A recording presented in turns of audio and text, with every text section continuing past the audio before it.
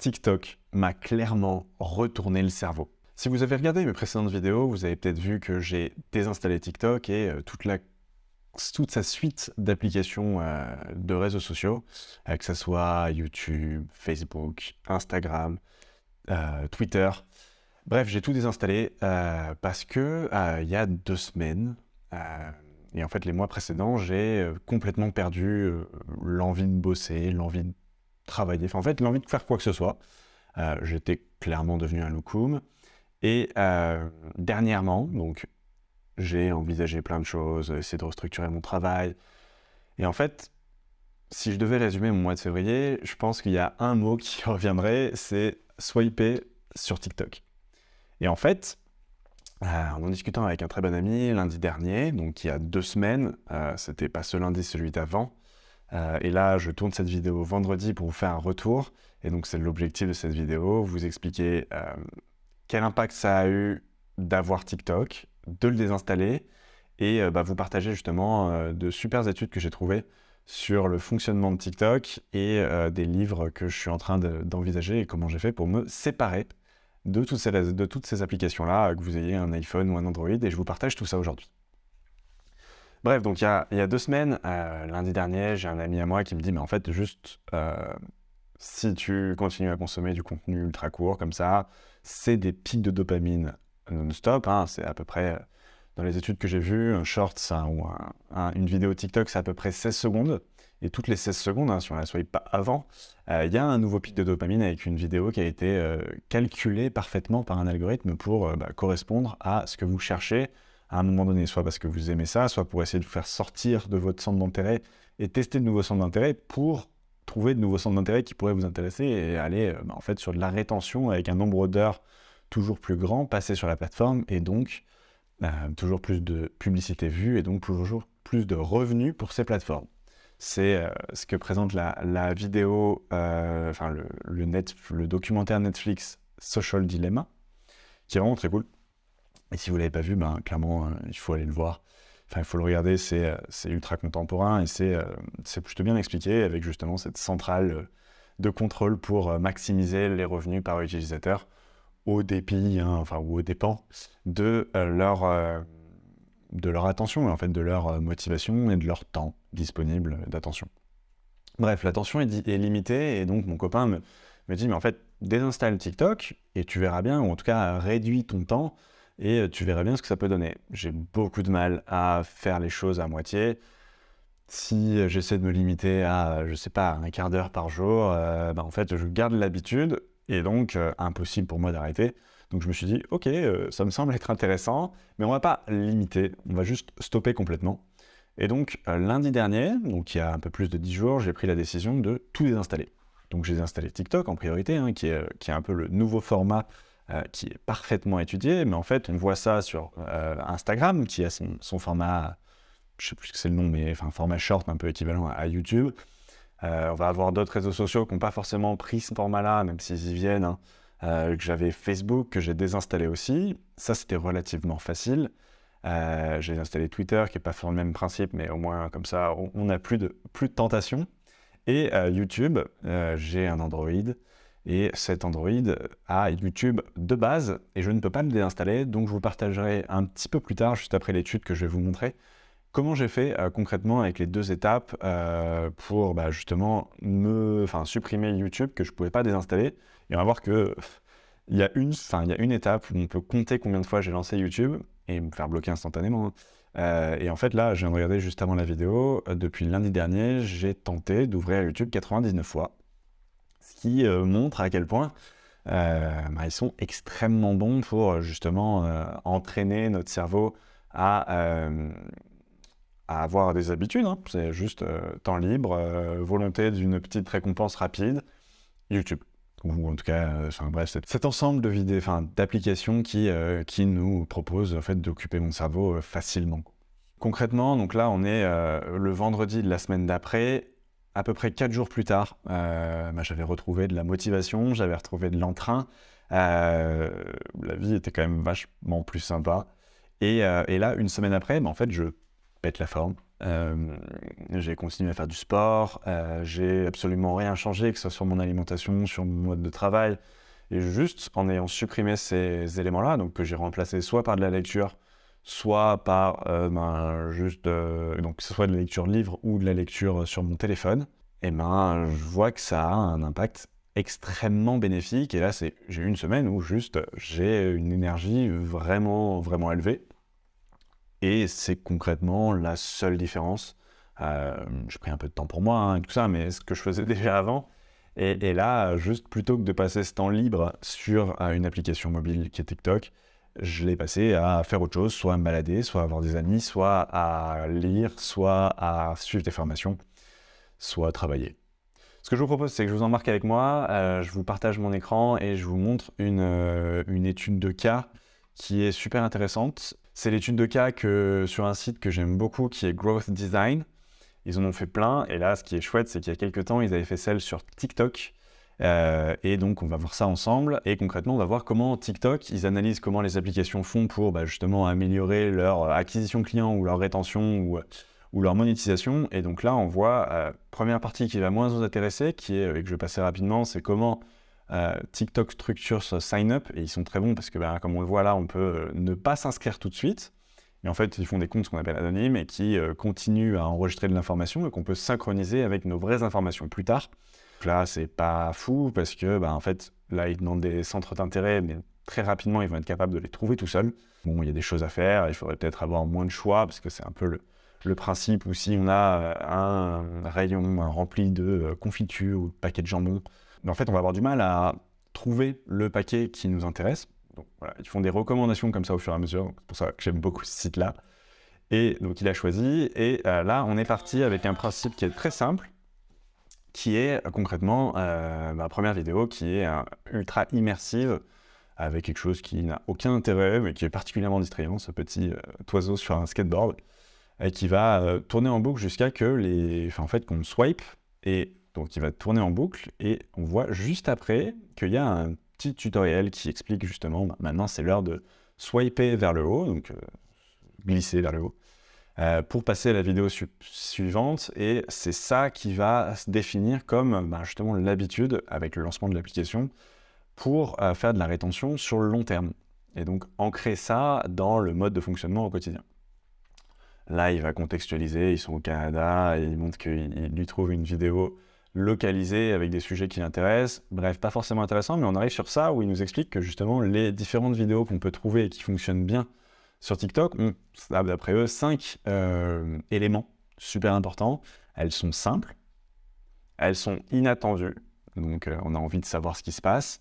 Elles sont concrètes, donc ça veut dire relatives à un événement qu'on a déjà potentiellement en tête. Elles vont générer énormément d'émotions. Et ça, ce qu'on peut voir, c'est que potentiellement, si vous avez une discussion avec quelqu'un, ce qui va ressortir, ou en tout cas ce dont il va se rappeler, c'est comment vous l'avez fait sentir et non pas forcément ce que vous avez dit. Donc les émotions chez l'humain marchent parfaitement. Et donc plutôt que d'avoir du concret, l'idée c'est de faire ressentir quelque chose pour que en fait, ça ait un impact directement sur votre physiologie et donc que vous ayez envie de rester. Et une histoire, donc avec du storytelling, parce que ça marche parfaitement bien justement pour créer de l'émotion. Là, donc, ils nous montrent d'autres exemples. Et ce qu'on voit, c'est qu'ils vont essayer donc, de tester différents types de vidéos et essayer de trouver justement des centres d'intérêt en analysant justement les interactions qu'on peut avoir avec ces différentes vidéos, ce qui, d'après eux, peut avoir un effet inverse où justement, si on interagit particulièrement avec ces fameuses vidéos de montagnes russes, avoir peur que justement l'algorithme ne nous recommande plus que ça. Et dans ce cas-là, sentiment d'être espionné.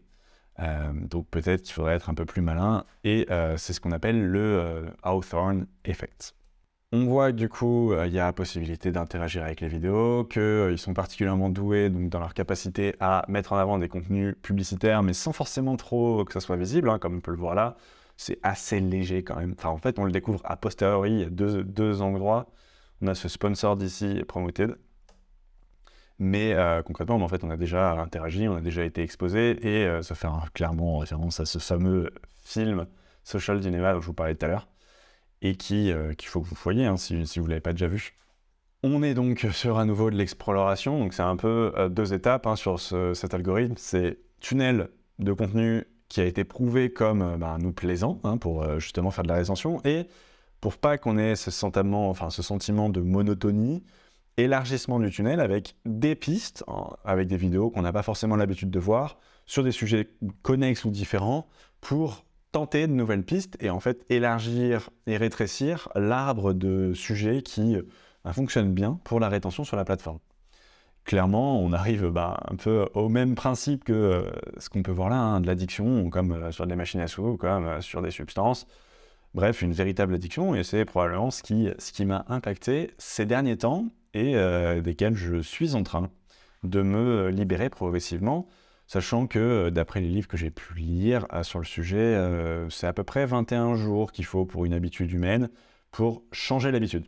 Donc là, en fait, je me surprends quand même pas mal, encore, à lancer YouTube depuis mon téléphone, alors que je me le suis bloqué, et je vous montre juste après comment, alors que je ne pouvais pas le désinstaller. Donc, on n'y est pas encore, il me faut encore une semaine et demie pour qu'on soit aux 21 jours, et après, paraît-il qu'il faut 3 mois au total pour vraiment avoir ancré une nouvelle habitude. Donc, c'est toujours en cours. Et je vous ferai justement un suivi au fur et à mesure de ce que ça donne.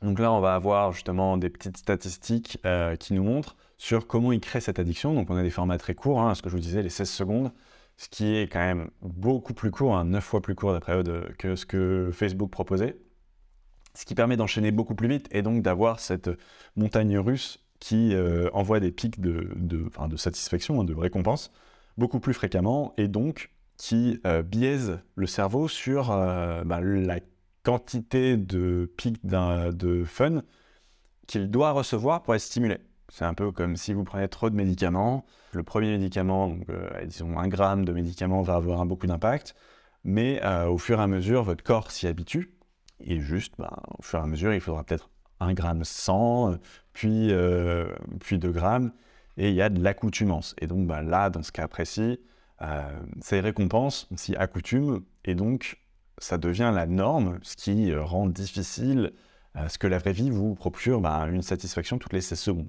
Elles n'ont pas forcément de but, juste l'objectif c'est de s'amuser et d'avoir des choses auxquelles on ne s'attend pas pour apprendre. Mais en fait, si vous faites le test, vous swipez pendant 10 minutes sur TikTok ou équivalent et vous vous demandez qu'est-ce que j'ai appris pendant ces 10 minutes, ressortir les différentes vidéos que vous avez vues sans avoir pris consciemment le temps après chaque vidéo de synthétiser ce qui s'est passé, concrètement il reste rien.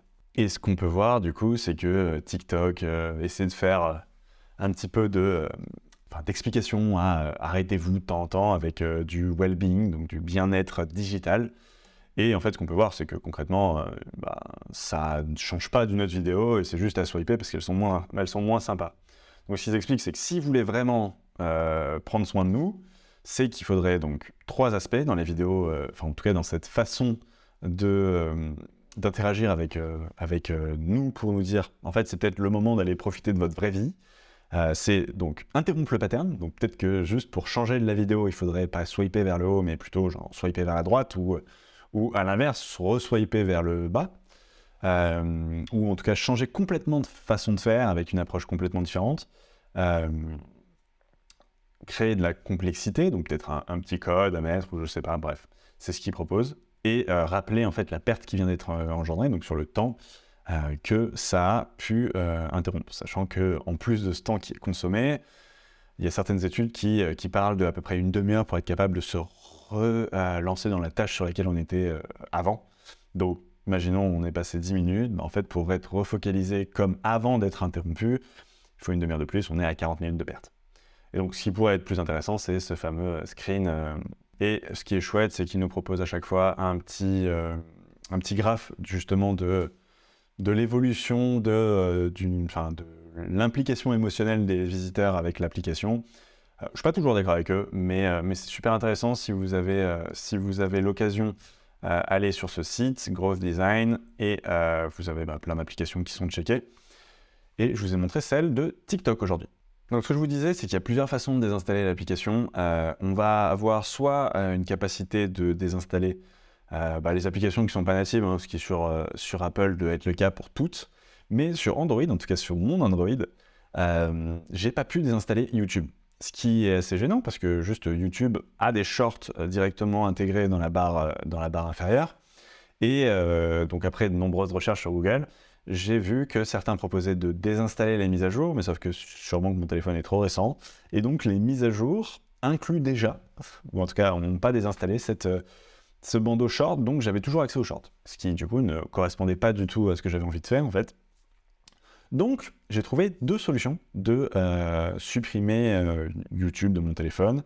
La première solution, c'est une solution logicielle. Donc j'ai installé un logiciel qui s'appelle AppBlock, que je viens de lancer sur mon téléphone. Et je vais vous montrer comment je fais pour définir un blocage sur YouTube. Donc on va dans la playlist des applications, on trouve YouTube, sauvegarder. Et là, il nous propose de rajouter le nom de domaine, donc ce que j'ai fait. Et là, pour l'instant, c'est le seul truc, mais on peut réitérer, donc comme je vous montre là, pour avoir d'autres applications. Et là, donc, c'était la mode blocage rapide. Donc, juste en dessous, j'ai déjà mon mode, mais je vous montre comment on fait pour le créer. Il suffit de le lancer. Pour ça, il faut donner différentes autorisations. Donc là, moi, je vois que ça bug un petit peu sur mon téléphone. Je suis en train de vous montrer comment je fais pour le réitérer. Mais en fait, je me suis rendu compte qu'il fallait que je le fasse au moins une fois par jour. Et donc, ça m'a assez vite ennuyé. Là, je vous montre comment du coup j'ai redonné l'autorisation. L'autorisation était OK, donc je l'ai lancé. Et là, maintenant, YouTube est bloqué. Donc ça veut dire blocage rapide, ça veut dire que c'est juste bloqué complètement. Et si je le lance, donc là, je vous montre justement la deuxième approche. Là, elle est lancée et elle a été bloquée par AppBlock. On le voit là, une fois aujourd'hui et 99 fois au total. Juste avant, vous ne l'avez pas forcément vu, mais il y avait une autre méthode, qui est en fait une méthode qui est directement disponible sur mon téléphone, qui permet en fait de mettre un code concrètement sur une application. Donc là, je vais dans les paramètres, je clique sur application, puis verrouillage d'application, et là en fait, je cherche YouTube, j'active YouTube, et maintenant, il faut que je mette un code, soit donc avec mon empreinte digitale, soit avec justement le code de l'application. Moi, ce que j'ai fait, c'est que j'ai mis un code moi-même, et ce code-là, je fais en sorte qu'il me rappelle que YouTube n'est pas quelque chose que je veux avoir dans mon quotidien. Et donc, je m'arrête là. C'est le fameux élément pattern break qui était cité dans la vidéo que je vous ai fait, dans la présentation que je vous ai montrée juste avant. Et ça m'a arrêté. Et donc, c'est pas ça qui comptait le nombre d'ouvertures. Donc, il y en a eu sûrement plus que les 99. Mais ça, plus AppBlock, ça permet d'avoir un double système avec le pattern break, plus juste l'empêchement matériel complet de l'accès à cette application. Voilà pour les tips outils. Concrètement, donc, ce que je vous disais, c'est qu'on est à peu près à la moitié du chemin un peu plus de la moitié du chemin de la création d'une nouvelle routine, d'une nouvelle habitude. Et suite à ma dernière vidéo où je vous présentais ça, j'ai des amis qui m'ont parlé de deux bouquins qui justement sont ultra intéressants pour justement cette évolution de l'économie de l'attention. Donc on va parler de deux livres que je n'ai pas encore lus mais que je vais vous partager et je vous ferai un retour si et quand je les lis sur ce que j'en ai pensé. Mais du coup, si vous avez déjà des retours là-dessus, je suis preneur. Et soit vous me les envoyez par mail, vous pouvez trouver mon site donc, en tapant Amaury Duval sur Google, ou alors juste en réponse directement en commentaire à cette vidéo. Ça me ferait plaisir d'échanger avec vous. Premier livre, c'est Concentraction de Jean-Yves Pons, dont on m'a parlé et dont on m'a dit du bien, qui explique justement comment faire pour améliorer son attention dans un monde hyper connecté.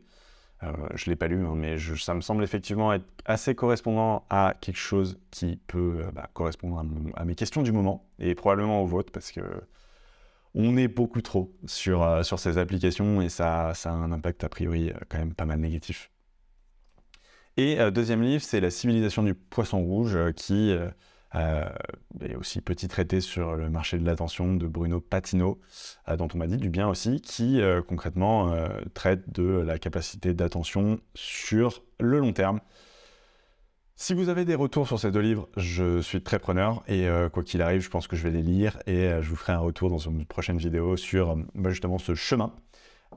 Pensez à vous inscrire, j'ai mis un lien en dessous qui vous permet de vous inscrire et donc de vous inscrire à ma newsletter où je vais vous tenir au courant de justement ce chemin où je sors de cette addiction au gouffre à attention et je vous partagerai mes tips et mes trouvailles pour vous aider vous aussi à regagner en productivité et à avoir la vie qui vous plaît, quoi.